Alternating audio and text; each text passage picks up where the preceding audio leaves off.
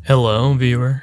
Welcome to my audiobook. I would have made this a full video, but I got in trouble for using footage from the show, so forgive me for being a silly sausage. Anyway, on to whatever this is. The intangible grasp of reality clutches firm at the subconscious desire to understand, manipulating thought into life and substantiating an experience. Without such, is cast to delusion and catatonia, an impassive catharsis to the unknown. Upon its head rests a comforting aperture for those who accept, and probably a scone, maybe even several. Anyway, this is part 1 of season 2 of Restaurant to Another World. I've made a playlist for those who want to watch season 1 first. That's probably up here somewhere. Also, the link is in the description for that. Okay, enough intro. This video is rather long already. It is once more the Japan, where our demon Aletta and her goth homie Kuro prepare Restaurant Nekoya for its day of sadder operations. Aletta's keen sense for soup identifies the master's machinations for the day, a corn potage. Kuro has no mind for pathetic chiropsis, discovering with delight a nearby vat of curry, and so the three are ready for the workday. Meanwhile, the catgirl aviatrix, Hilda the Night Strider, struggles to find a worthy quest and settles for goblin genocide. She is teased by the goons because of her bounty selection, but the sympathizers sympathize. In the wilderness, Hildor makes quick work of a few deranged feral children. Honda has already achieved 99 range and takes care of business. After euthanizing the green menace, she proceeds to investigate their lair, hoping for exotic treasures, but not expecting much. It's Nekoya. Hilda is confused. She enters regardless, and is shocked to find an eclectic gang of mixed-race hootenanny unfurling before her eyes. Aletta gives Hilda the standard Restaurant to Another World debriefing, causing her to rapidly assess the alien interior. After being seated, she is confronted by the intense aura given off by the menu. She browses intently, finding the dessert section, becoming entranced by the affordability and selection, and settling on a souffle cheesecake with black tea. Hilda quickly scans the room once more to evaluate the other customers, identifying Tatsugoro and Artorius, warriors of legend whose prowess is spoken of throughout the known world. The cheesecakey arrives, giving off a flirtatious vibe. Aletta informs Hildegard of the free sugar, no homo. The sugar is indeed a sugar, but it is much too pure to be so. She combines it with the tea and explodes from the surprising baptism of sensation. Now, to the keiki, which must have been laced with hallucinogens. Hilda has never had a cheese quite like this before. The sourness and aroma juxtapose the clearly defined sweetness of dessert, and the supple texture which evaporates upon consumption accentuates its mainstay as well. Hilda is shook. She tries the assorted berry goop, finding it to be just as delectable. Combining the bittersweet sauce with the cheesecake creates the ultimate enclosure for a tongue festival. As is customary for new guests and old, Hilda orders several more cheesecakes, while her senior Okyaku-sama wholeheartedly relate. After becoming approximately 1/3 cheese, Hilda departs, reflecting on her acquaintances at the guild. The day of Saturn's last customer departs, vat of stew in hand, heralding the ever-anticipated staff dinner to come. The girls are elated by the master's new dish, fried rice. He goes to retrieve the soup after gibbering about some things called high school and a Chinese restaurant. Aletta recites her prayer to the evil demon god of torment and obliteration, then takes a bite, savoring the flavor known as Chinese and the strongly egg-embedded rice grains. She directs Kuro to savor a nibble, causing Kuro to make several programmatic operations within a case statement regarding her next move. She questions the master on these culinary matters, then passes, opting not to risk befouling her already religious love for chicken curry. Before piecing out for the day, Aletta is halted to receive a minced meat cutlet for Sarah Gold and a sneaky thermos full of corn potage for herself. The master inquires about Sarah-san, who has been enveloped in the treasure hunter's Sisyphean struggle to solve riddles. Aletta goes to check on the silly sausage, who is incapacitated from overwork. After tidying things up and tucking her employer in, she ideates on additional acts of servitude to repay her psychological debt to Sarah-san. The next day, Sarah awakens to the pangs of hunger, but senses the delightful scent of soup being manifested by the soup meister Aletta. It's breakfast time in the big city, and the ladies partake of the cheesy bread and potage. Ah, the forbidden fruit of the other world, and the complex seasonings which accompany the conflagration of artfully optimized textures. Aletta reveals via anxious stirring that corn pottage is her favorite of the soups. Following their lavish meal, Sarah checks to make sure Aletta harvested the minced meat cutlet, states that she wishes to consume it immediately, then makes the face of ultimate yearning. Here it is, day-old cutlets. These sleep-deprived lovers share a Shakespearean moment in the darkness, but break the mold by skedaddling into the forest instead of killing themselves. Due to being pursued as well, they take shelter in a dank hole. Morning arrives, but Romero and Giulietta are vampires and cannot risk injuring the light. Nekoya. Romero is shook. Footsteps. The pair have no choice but to enter, finding something other than a dank hole. Perhaps a sorcerer's home? The master catches them in his sinister electrical trap, and is startled to greet a couple of new Okyaku-samas so early this morn. They are understandably confused, so the master introduces them to the concept of the show, and makes sure they aren't about to fall unconscious. Romer assures him that they are quite healthy though. Jolit suggests that they dine here, so as to become legally protected by the establishment's proprietor. It's a fine plan for a pair under pursuit, and they are seated. Romero declines to receive the menu, and instead immediately orders the most expensive item alongside that grape drink. This would be the beefsteak and red wine. Feeling relieved that they are at least now safe, they harbor doubts about the restaurant's services. How could a cow dish be the most lavish meal offered? The interior is something freaky as well. Despite this boundless confusion, the fatigue of scampering through the trees catches them both, and not long after, the beefsteak arrives. It sizzles enticingly before them, bewildering their senses with its aura alone. The master whips out the wine and gives it a pour, informing them of the free refills of bread and soup. Romero and Giulietto dig in, discovering the meat to be so supple that it essentially evaporates upon contact. Additionally, the subtle spices and onion viscera melt with the liquefied fat, accentuating the meat perfectly. The wine is likewise a pleasant experience, undiluted and pure. They toast to the horrific torment their future holds, praising the goddess of darkness as they dine. The day goes past in full, as the usual customers come and go, leaving Romert and John asleep at its end. Aletta invites them to come again and shoos them out. They cautiously exit the dank hole and quickly flee to Romero's super-secret boys-only hideout. Adelaido's house is huge. A maid reflects on how her mistress always vanishes somewhere at around this time of day. She is, of course, here at Nekoya, where Sealman-san is enjoying his ebu fraye. Sarah enters and is verbally overwhelmed by his outbursts. She hasn't been here for a while due to her code deciphering situation, and sits down to order her usual minced meat cutlets. They flirt a little bit as the camera slowly pans to Adelaide creeping on them. Suddenly, Sharif and Renner emerge from the desert, greeting the hide. Sheep flinches as if he startled a bug and whiffs his own introduction. However, Renner picks up the rebound and manages to adjoin Adelaide's table. After ordering the usual, Sharkqueef bequeaths the gift of sandy beans upon his crush. The floats arrive in that moment, distracting the royalty with their immaculate vibes. Alright, time to peace out. What a pleasant time. Sharif is run through by Addie's smile, and her attention is turned towards the gift. She outwardly ponders what might go well with this, to which Victoria responds by objectively stating cream puff.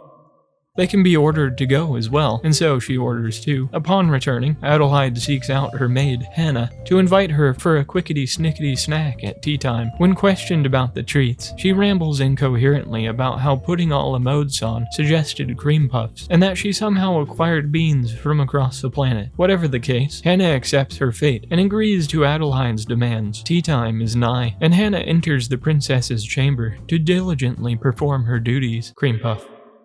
They seem more like bread than dessert. The coffee is stirred, and Hannah is invited to sit. She declines, but is gaslighted into joining. Now entrapped in the games of royalty, Hannah must now enjoy tea time, thanking her god and equipping the puff. She partakes, but the surface is rather plain. Upon taking further bites, the cream reveals itself in the form of elegant sweetness. Adelaide is pleased to see that her servant is so infatuated. Suddenly, the filling deceptively evades her taste buds' expectations by becoming layered and introducing using another form of cream. Hannah is saddened, but thankful to have finished the most excellent dessert she has ever eaten, then bashful after having lost herself to the puff's prowess. Adelaide doesn't mind, and snarfs down her own snack, thinking to herself that she should order more next time. Hannah notices her mistress's remarkable elation and makes it her own in response. Little man loads up the communal onion cart and acquires the day's pay from his elder, running off into the distance a moment later. Bowl cut and fancy pants sit tight at the meetup, prepared to venture out and greet their homie Jack. He brings forth the onions, eager to give them to the master of Nekoya. The lads toiled for this day and crawl into a defunct waterhole with their earnings. Nekoya awaits. They do not. Aletta greets the boys, and Kuro telepathically spooks them with a complimentary towel water. She vanished before they could order, however, which prompts the trio to call Operetta into action, synchronously ordering the hamburger meal with a cola to drink. Jack donates his burgeoning sack, and the master is informed. These are nice onions.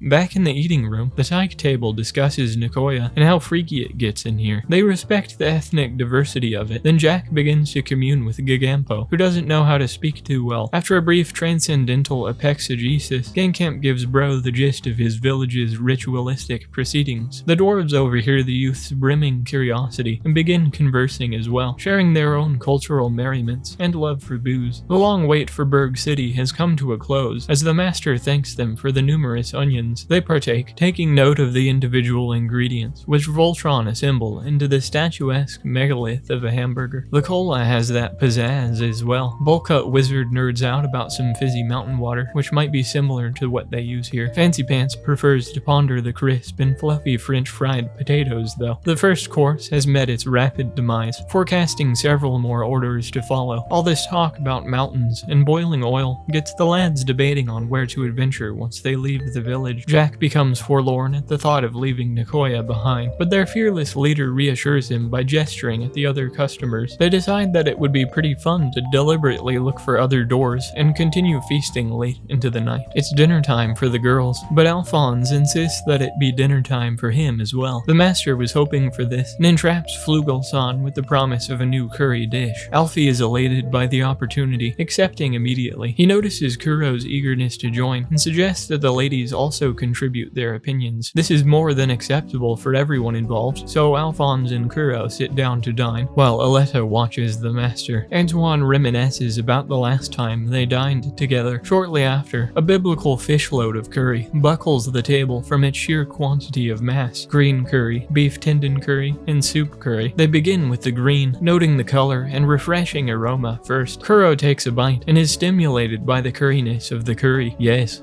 it is good, says Alphone. Aletta is laid low from the intense spice and takes it easy with some naan, which helps mellow the heat and savor the flavors. Next, the soup. It's liquid but tasteful. Flugel-san enjoys. Kuro reflects on the roux, which carries on the curry legacy, with the addition of the soup items like potatoes, carrots, herbs, and egg. After depriving the bowl of said ingredients, the curry transforms into a hearty drink. The master is pleased. Now for the last, a similar dish to Alphone's usual, but with the substitution of beef tendon instead of chicken. The master made a few special adjustments to focus on richness and emphasize the savoriness of the beef. Kuro is shocked to find that the meat dissolves immediately. Alphonse goes nuts on it. All three scream out in pleasure. The master strides forth to receive his subjects' analysis and consensus, but both Kuro and Flugel feel that their usual curry is still the best. To celebrate the occasion, Flugel purchases whatever dishes the girls desire, and they gleefully return to eating curry, each feeling most satisfied with their own, but intrigued by the recent deep plunge into the world of curries. They inquire about other kinds, but I'm pretty sure that there are probably thousands of different curry recipes, simply due to the quantity of the spices normally used. There may yet be an ultimate curry dish which remains undiscovered, though. The palace cretins deny the hallowed commandments of their mother to investigate the witch's tower, finding it to be mostly staircase. Upon reaching the precipice, they take the risk of transfiguration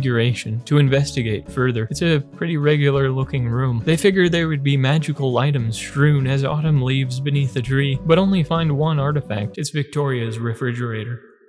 Unfortunately, the rascals assume that her sacred pud is a potion of great power, deciding to partake despite being hesitant. Their plans are thwarted by physics, so the spoon is equipped and a bite is had. The male fetus begins to voraciously devour most of it in seconds, leaving his famished sister to starve. She eventually gets to have a few tastes, but their treachery is short-lived as the witch returns. They spin round, prepared for battle. It's their aunt, who's peeved that her pudding was filched by the castle hellions. After extracting an apology, she inquires about their reasons for intruding into her wizardly goon cave. They wanted to see what the witch was like, but didn't realize that Victoria was her. The kids experience the pangs of systemic racism for the first time, as their aunt explains how half-elves are hunted for sport due to centuries of prejudice. Regardless of this, they wish for a display of a witch's magic, and she agrees to show them on the morrow. The next day, Nekoya has appeared. As such, they travel to the restaurant to another world, and are greeted by a startled Lettuce. Alfred and Margaret timidly introduce themselves and they sit down. Victoria doesn't wish to begin with her usual dessert while in front of the children, so instead orders a carbonara for the presence of eggs. For her niece and nephew, a specialty kids meal, the children's lunch. The master is like, heck yeah,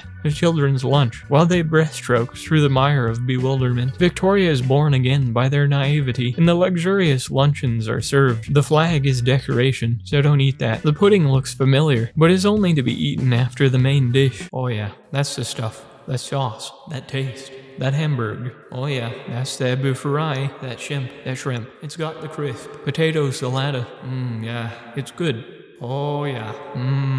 That egg. Finally, the kids get to eat the pudding. Obasan figures that this is what life might be like with children. Everyone involved in this trip is thankful for the opportunity, and the siblings ask to tag along in the future. Another boring day in the village market. Hold on just one flippin' floppin' second now. There's a new troupe of midgets in town peddling their white goop. It's a stew made with night sauce, which I think is Beckmal or something. The plebs sure are unsure, but it's inexpensive and promises great pleasure. This guy literally explodes from the flavor, spurring others to engage in the same. The sauce merchants are true manipulators of the heart, and even give their neighbor's bakery a chance at customers by recommending the addition of bread as a side. As one would discern, the scamps scramble into the woods to visit Nekoya. This isn't their usual door, so they are cautious, but the sight of Aletta vaporizes their anxiety. Pike-san and Pake-san haven't been here for a while, and settle on the day's special, cream croquettes. After taking a seat, they discuss how they'd eventually like to savor every dish on the menu. Those thangs arrive. The cream croquette has a claw sticking out of it. Pipi-san cuts in and has a taste. It is the flavor of the sea and goes well with carbs. Kuro is asked what the red stuff is, and the master is called in to report that it is crabs. Kuro elucidates further with a visceral dactyloid diagram, giving the halflings strange ideas. Pupu-san examines the next croquette, identifying the presence of a non-psychoactive mushrooms. The remaining spheroid is filled with creamed corn. That's nice. All those were nice. More orders are ordered to follow, and followed were the orders further into the day. Pike and Pake are impregnated by the food, leaving a mountain of loose change and plates behind. The master reflects on the iconic gluttony of hobbits, who are currently discussing their favorite of the croquettes, and their newly fostered trip to the sea. This one is worried that the townsfolk won't be able to eat the night sauce stew, but her counterpart already told the baker how to make it. The snake lady wishes for several dozen eggs for herself and her boy toy. Aletta immediately insults him by assuming he is a woman, which somehow prompts him to unveil his life story. In the southern continent, he left his village on a quest to become more masculine, traumatized by the constant attention from flirtatious men. However, this failed to accomplish anything other than starvation. Upon waking, Alamia, wearing a gilded takeout box upon her dome, introduces herself as Lucia. Emilio responds with his own name and is told that he was found unconscious on the forest floor. Lucia inquires about Emily's journey and quickly finds that he has the hungries. To solve this problem, the Queen of Snakes takes her rare visitor to the secret birthing chambers to get permission from her granddaughter to bring Emilio to Nekoya. And here they are, surrounded by the usual diversity and otherworldly decor. While they were yapping, the master was cooking these Scotch eggs. The bread is fluffy and delicious, setting the tone for the rest of the meal. Emu extends towards the eggs, slices one half in twain and indulges in the fried nutriment. It's got meat and onion imbued in there. Luscious insists that the chili sauce must be appended to enhance the experience. Emilio slathers it on, then explodes from the picante serai heat. Now for the soft-boiled, which cascades a golden river of yolk, surprising Milo with its smooth flow. Everything comes together in rich harmony, like a gated community in the burbs. Afterwards, Lima asks which egg was the greatest. He falters, giving Lucia the opportunity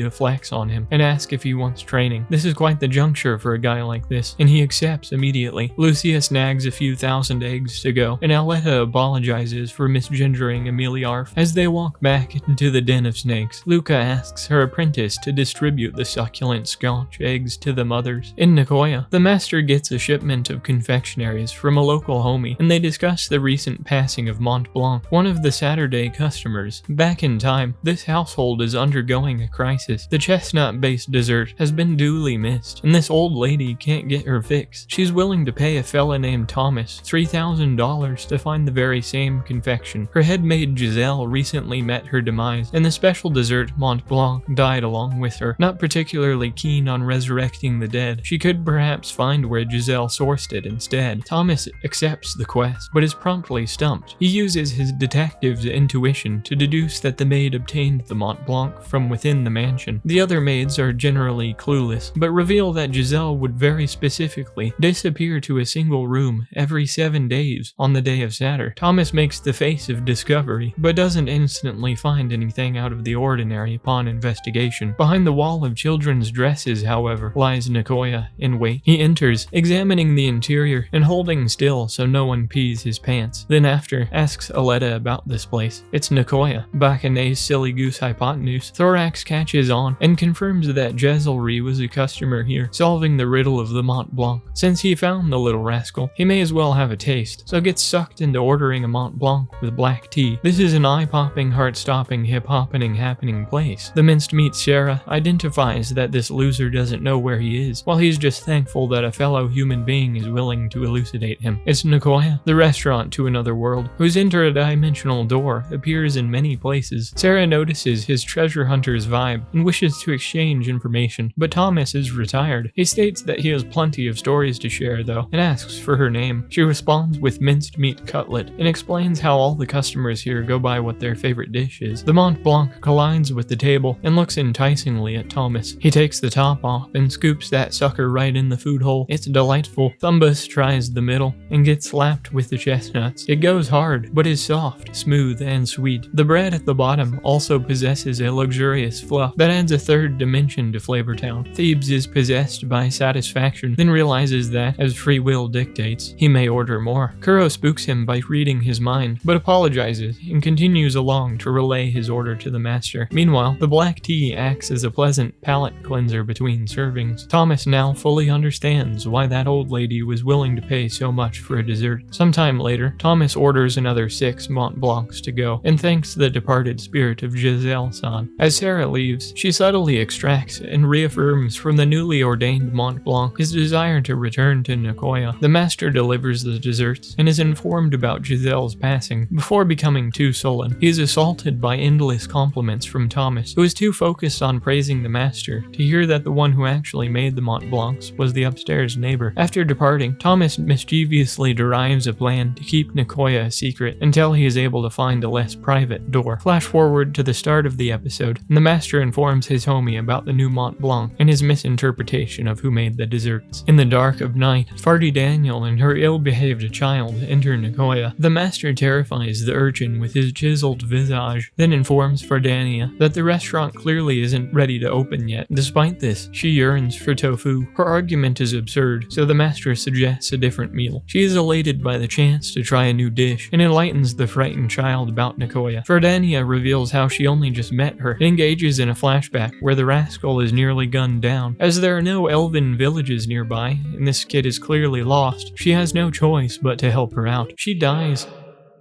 She's okay, but hungry, and so they soup together with Big Happy, introducing themselves as Fardania and Alice. Alice was a full elf born from 2 half-elves, which is neat. Unfortunately, she essentially never had parents, and has become recently lost in the woods. The caravan Alice was traveling with set up a deception spell upon their trail, so Fardania figures that the half-elves probably ditched her. Whatever the case, it's good that she encountered Sardine and not some other freak, and they settle in for the night. The next day, Alice is startled to find that Nekoya has appeared, and with no self-preservation instinct at all, enters. Back in the present, Fardiana introduces Alice to the seasonings such as salt and soy sauce. Aletta arrives, says hello, then runs off. Kuro does the same, leaving Alice fascinated by her telepathy. Suddenly, the succulent meal arrives, a rice burger made with mixed vegetable tempura. It smells nice, it tastes nice. The crisp outside juxtaposes excellently with a soft interior, just as the sweet contrasts the salty. Fardania partakes as well, her soul torn asunder by the perfection of the seasoning. She attempts to dissect its construction and determines a couple of other potential pairings for the burger. It's gone.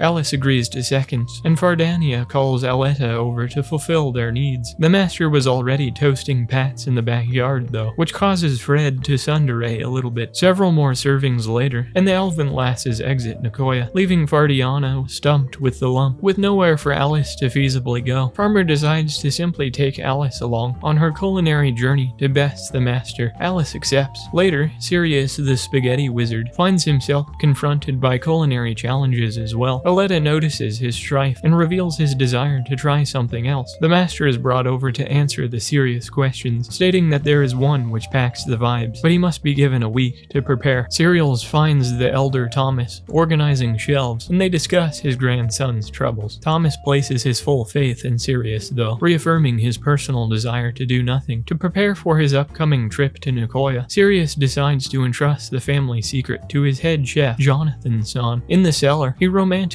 invites John to a dinner date, leading him by the hand to the restaurant to another world. He is shook. Sirius is greeted by the master, as Jonathan remains bewildered by the alien nature of Nekoya. It is, in fact, a foreign world, removed from their own. Aletta brings forth the pizza and pepper sauce, confusing both of the lads. They partake of the pie, getting that cheese expansion pack, and savoring the bread and tomato sauce. John astrally projects himself as a pizza in response. He then is possessed by the spirit of Raphael Esposito. Noticing the pepper sauce, he equips it, then has a whiff. He dies.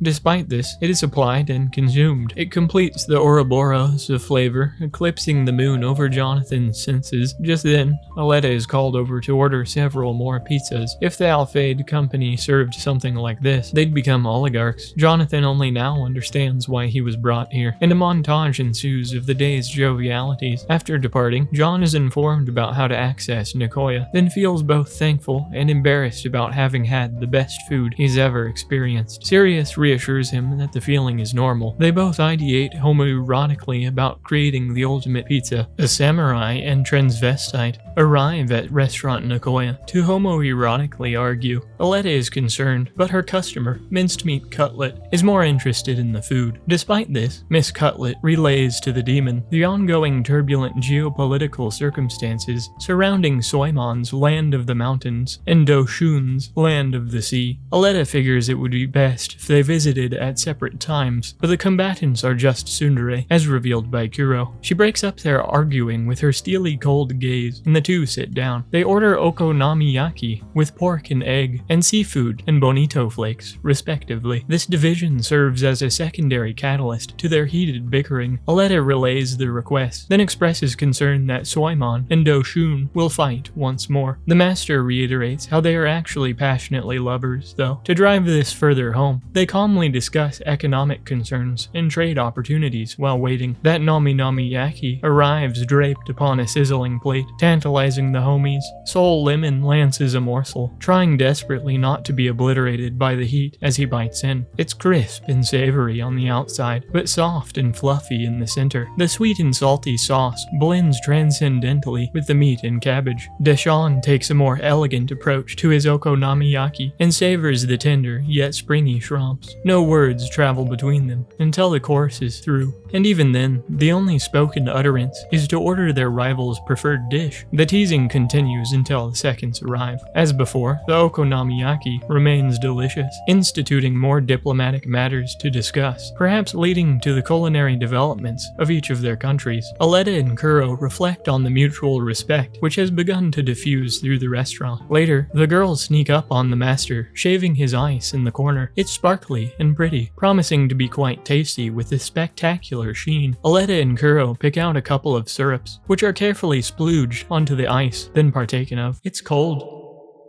but also like a succulent fruit. Aletta is laid low from the frost. Kuro is intimidated by the prowess of the meal and fascinated by the staining of their tongues. Anyway, it's customer time. Somewhere in Skypia, this wizard sits, bored in his orchard, reflecting on how his ancestors had a schism with the earth and decided to become sky people to avoid annihilation by plague. Suddenly, the flow of mana changes course, signaling the start of a new adventure. Bounding forth from his wooden steed, the wizard finds Nekoya coyly hiding behind some gravestones. It is investigated and entered. The usual is unusual and thoroughly analyzed, including Aletta, who is startled to be accosted so. Her red tongue is particularly peculiar, but Kuro prevents HR from getting involved and steps in. The wizard apologizes for being autistic and asks about Nekoya, receiving the customary explanation. He is then seated and given the accoutrements. Being an elf has its disadvantages, so he asks for something appropriate for his race. Luckily, Nekoya has begun serving these shaved ices as a seasonal special. He orders the green tea variant and begins slurping on the water. It is refreshing, with a hint of citrus. The salt is salt. The wizard has never had salt before. Aletta arrives with the dessert, which is inspected and tried. As a troglodyte with no experience outside his island home, the elf is blown away by the sweetness of the shaved ice. Moments later, he is killed by the curse of cold. After recovering, these sweet beans are had and anatomized thoroughly. Next is the orb, a ball of mochi, probably. Nice, soft, and springy, with a very subtle flavor. Combining all of the ingredients together unlocks the full spectrum of experience, from the light crunch of the snow, sweetness of beans, and supple bounce of the orbs. Cuisine sure is a magnificent invention. The wizard metaphysically slaps his past self for not delighting in gastronomy sooner, then asks Aletta if he could visit all the time. He cannot, unfortunately, but this is all the more reason to keep ordering more today. As a little gift, the master parts from some seasonings, unknowingly unleashing a devastating force of nature upon the land by inspiring a budding new chef. Off he goes to recreate the shaved ice using limited sky resources. This excited lady just became a vampire and admires her new equipment. To celebrate the occasion, she takes flight, enjoying the nighttime breeze. She then loses control of her fledgling wings and crash lands into the forest. Suddenly, the exotic smell of something exotic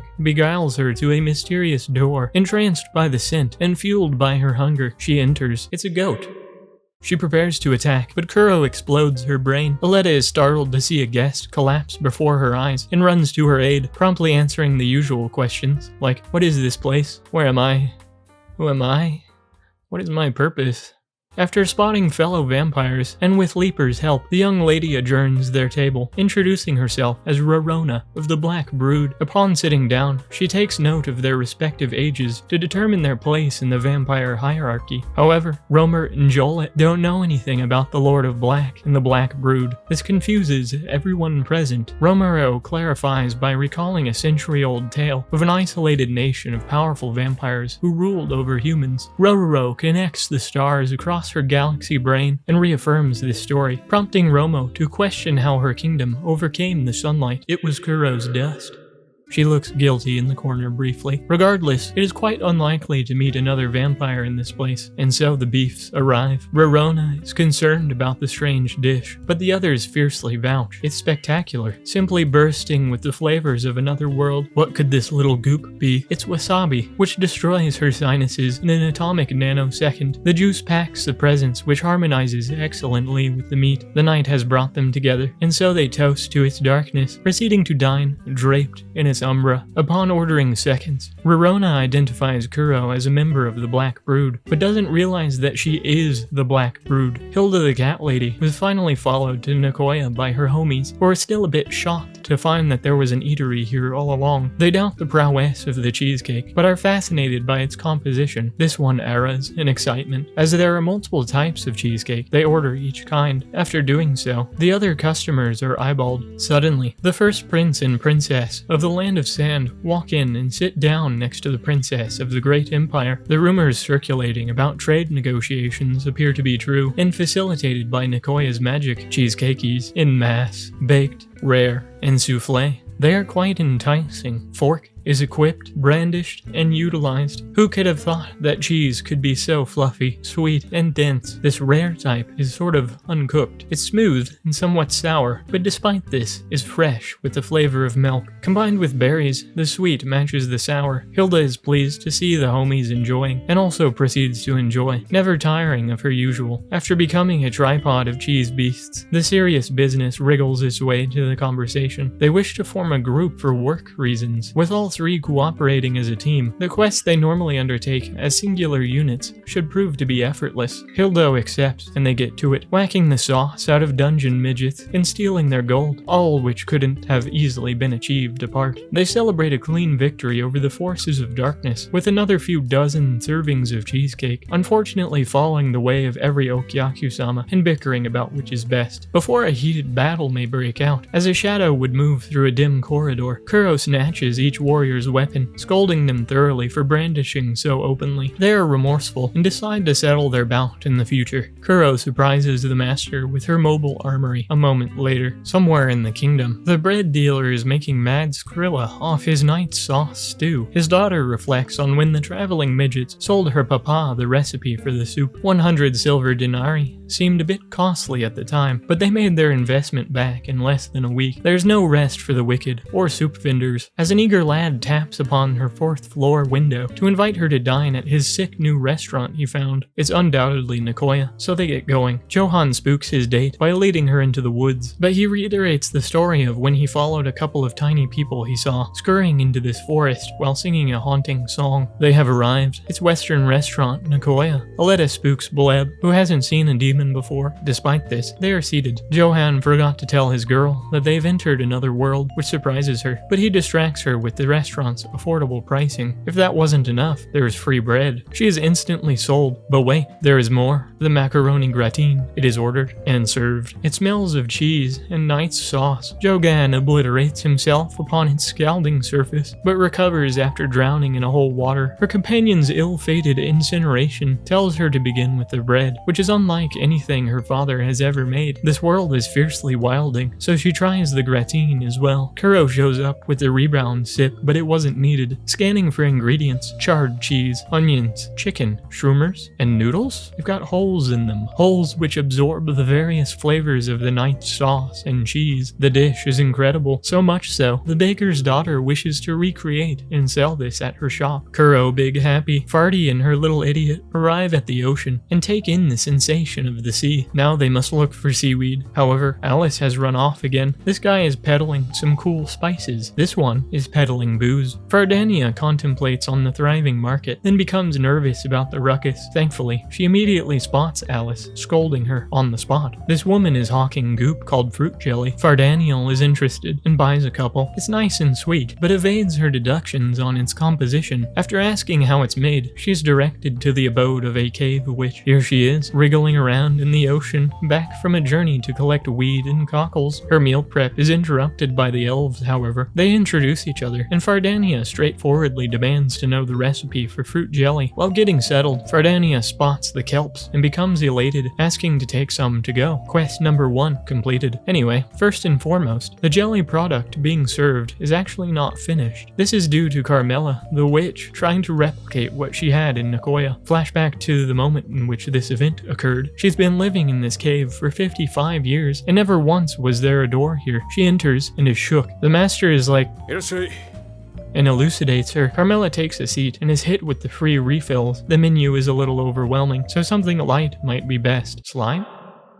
Alright, a fruit jelly it is. It's as if a reef was miniaturized and placed within glass, hardly befitting of being described as slime. The goop is goopy, smooth, and squishy. Each bite is a sweet and sour explosion. The individual fruits though they may vary in type, all share the composite sweetness of being boiled in sugar. What a luxurious dish. Perhaps it would be worth trying to recreate this. So far, she hasn't been able to get it perfect. Fardania is infuriated. The master's prowess once more reaches its culinary tendrils into her world, slowly improving the everyday lives of its denizens. After stating her quest to outdo Nekoya, Fandango and Carmelio become even more inspired to make fruit jelly. The baby brigade flee from several outraged spooksters when Tatsu Gobert gallantly rescues them with his superb sword skills. The Greenhorns thank their savior, who is swept over with a wave of nostalgia for his own humble beginnings. He breaks from his trance, recognizes them from Nekoya that one time, and invites them to a meal. There just happens to be a Nekoya door nearby. Nice.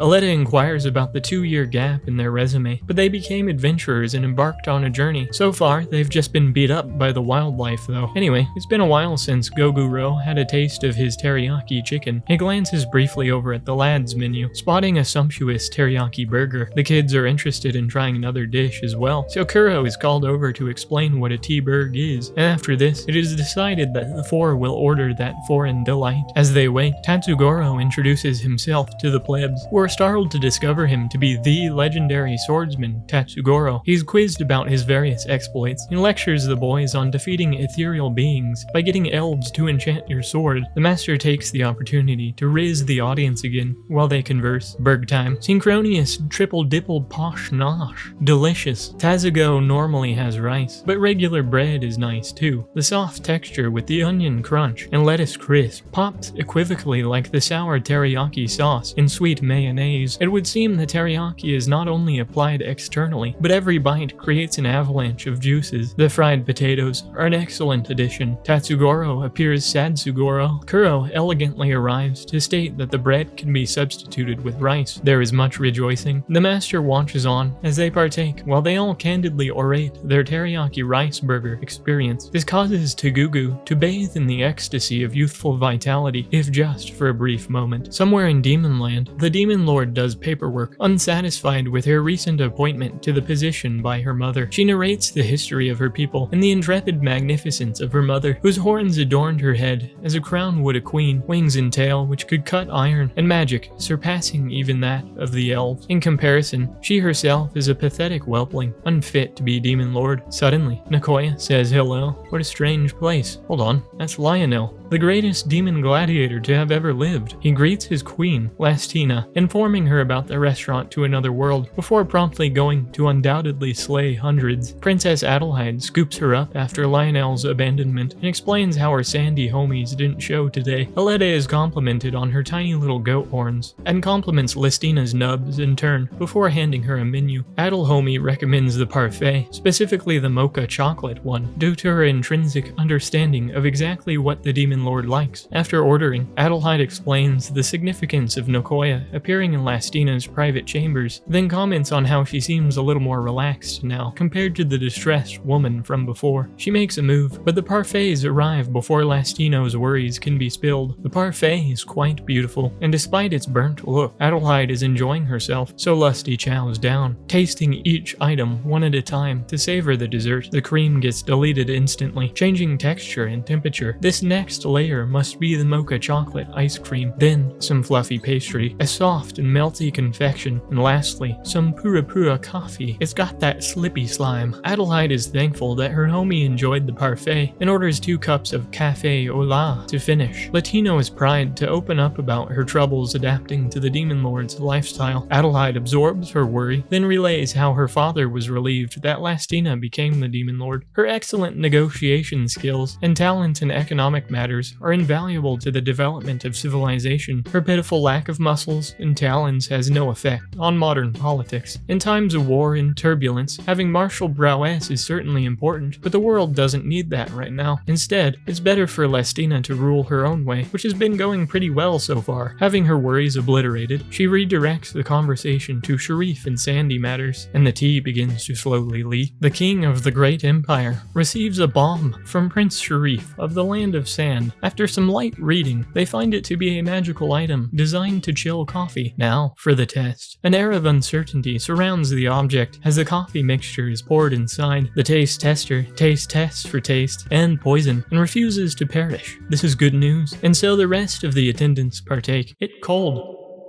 The king also partakes. Indeed, it is cold. Perhaps it is time for a meeting with the prince. Later, Adelheid sighs upon her balcony as the father arrives to tell her about his venture to the land of sand. Adelheid immediately becomes flushed at the thought of making political contact with the sandy people. It is good news, to be sure, and so the king sets off on his quest, and here he is, wearing an entire set of plate armor in the desert. Sharif approaches, introduces himself, and engages in pleasant conversation. They discuss the land of sand's magical artifacts and other such economics, ultimately creating a mutually beneficial alliance by touching hands. A sinister figure lurks behind the scenes, though. This important robed feller finds out about the meeting and assumes incorrectly that the newly formed bond is in preparation for war. Of course, the robed man isn't totally lacking in brain matter and decides to snoop further. It's Nekoya, the prime location for acquiring information regarding this world's political machine. Inside, the restaurant is livelier than an Alaskan summer stream, and Aletta accurately predicts the wants of several customers before they are even able to express themselves. The robed espionage master assesses the bustling scene and takes a seat next to Heinrich, Ranija, and Listina, the demon lord. He quakes in his boots briefly before ordering his usual carbonara. The others at the table inquire towards Aletta about the timing of their meals, and she states how Nekoya is currently over capacity at the moment. Kuro enters from left stage with the layup and offers the customers a complimentary quiche. This confuses them, but she lists the ingredients used in the dish to elucidate them. In the kitchen, the waitresses discuss how to split the customer base into sections to serve most efficiently, and not long after, it's quiche time. It smells excellent, boasting a pie-like crust and densely packed fillings. The egg binds the ingredients, tripe adorns the top as a crown, aroma of cheese satiates the appetite, and potatoes are wantonly scattered throughout. They synchronously take a bite and reflect independently on each element of the quiche, proceeding to enjoy both their meal and company. Suddenly, Sharif barges in and begins to call out for Adelheid. Thankfully, his sister stops him, but Aletta notices his angst and initiates customer service mode. Sheep is more anxious than a cat in a room full of rocking chairs and demands to know where chocolate parfait is, startling Aletta. Adelheid hasn't arrived yet, so Renner calms Spleef down, and they are seated. The usual coffee and melon soda are ordered as the prince sucks down several glasses of water. Our cautious spy master takes note of Sharif's anxiety, and so too does Aletta, who ideates with the master on his condition. Kuro has omnipotence on her side though, and reassures her that Sharif is quite sane. The main dishes arrive: shrimp, cheesecake, carbonara, and coffee parfait.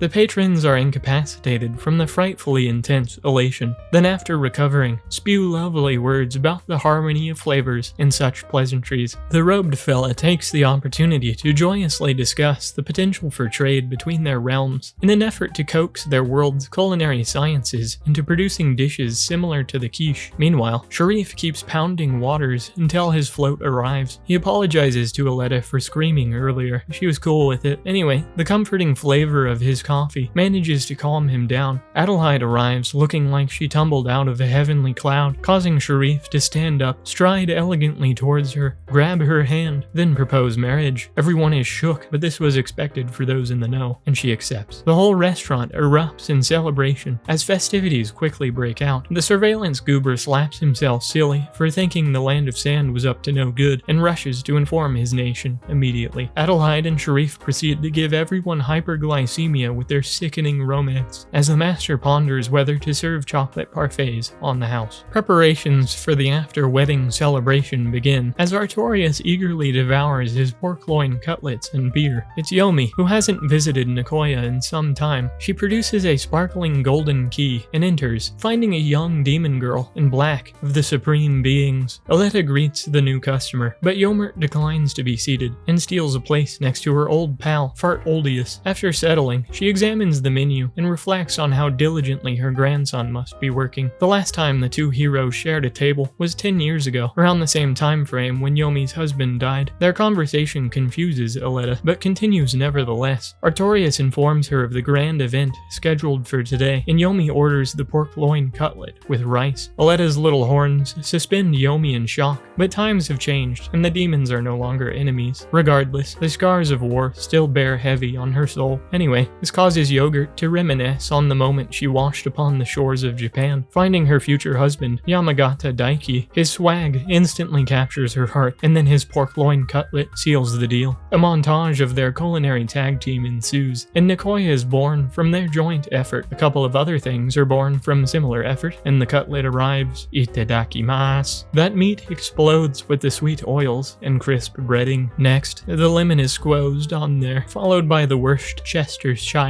sauce and mouse tard. The triple dipple wombo combo throws Yomi into a trance, and she finishes the experience with a bite of glossy rice grains, bringing out the savoriness of the meal. Artorias pokes fun at her elation, then digs into his own dish. Time passes, as it does, and Yomi reflects on how the master's cooking still pales in comparison to Daiki's. After, she requests that Aletta call over the master, who greets Yomi formally as grandma. Aletta is shook. This is paved over, and Yomi bequeaths the magical key to Nekoya to her grandson. This key differs from the one currently in the master's possession, as it is capable of bringing an end to the restaurant to another world. Kuro and Alter are shook. Yomi continues to explain that after Daiki died, she believed that it was the end for Nekoya as well. However, the master had already begun his culinary journey, and so she persisted, watching from afar to witness her grandson carry on Daiki's legacy. And now, the time has come to formally pass the torch. Not that the master would ever want to destroy Nekoya anyway. It recalls the words his Ji-chan departed with many years ago. Daiki kind of already handed the restaurant over to the master, so having the key doesn't actually change anything. Everyone present is relieved as well, and Yomi departs without saying much more. Honestly, that was kind of a big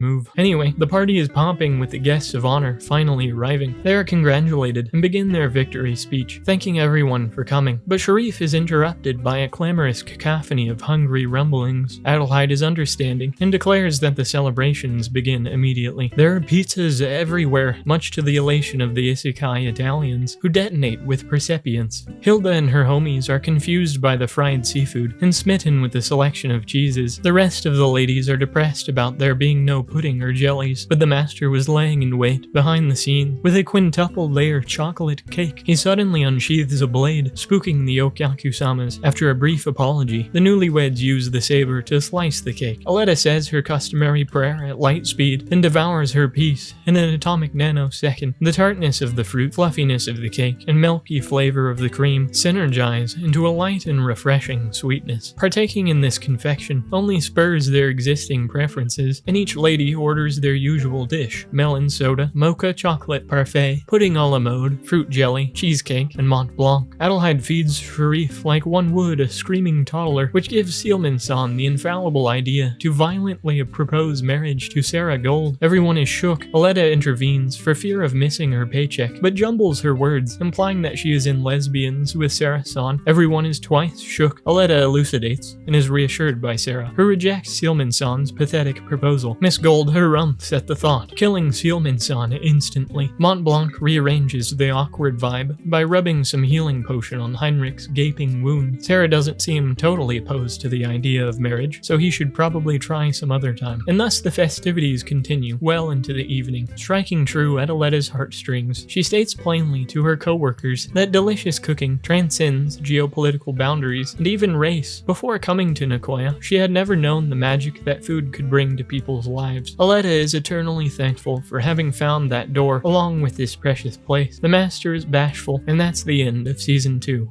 of Restaurant to Another World. Hello. Thanks for listening. Sorry this video had to be only audio. The producer for Season 2 wasn't too happy with me using footage from the show, so gave me a copyright strike on my first attempt. Anyway, if you enjoyed this, like, comment, subscribe.